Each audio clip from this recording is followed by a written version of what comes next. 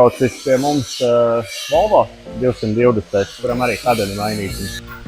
Šim būs ķēde jauni mūsu ražotie ķēdes sargi. Iemetinām plāksnītes šeit klāt, un pēc tam jau tu vari viņus mainīt ar šīm skrūvēm. Viņiem apakšā arī uzreiz uzlikām ruļus, nomainījām arī augstējos ruļus.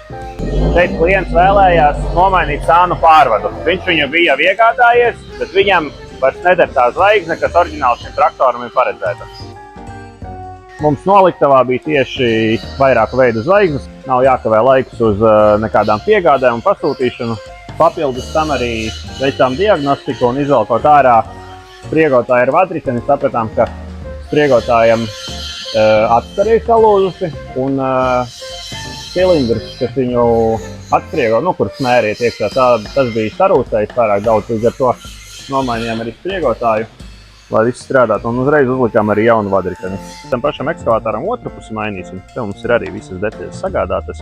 Principā šis viss, kas šeit ir, bija arī uz vietas. Jāpasūta bija atsevišķi augšējie ruļļi, tie diemžēl nebija. Nu, davai aiziem uz noliktavu, apstīsimies, ir vai nav? Šeit mums ir augšējie ruļļi, tur vēl ir vadriteņi, bet atkal viņi ir tik daudz. Tas jau laikam ir labi, ka viņi ir daudz.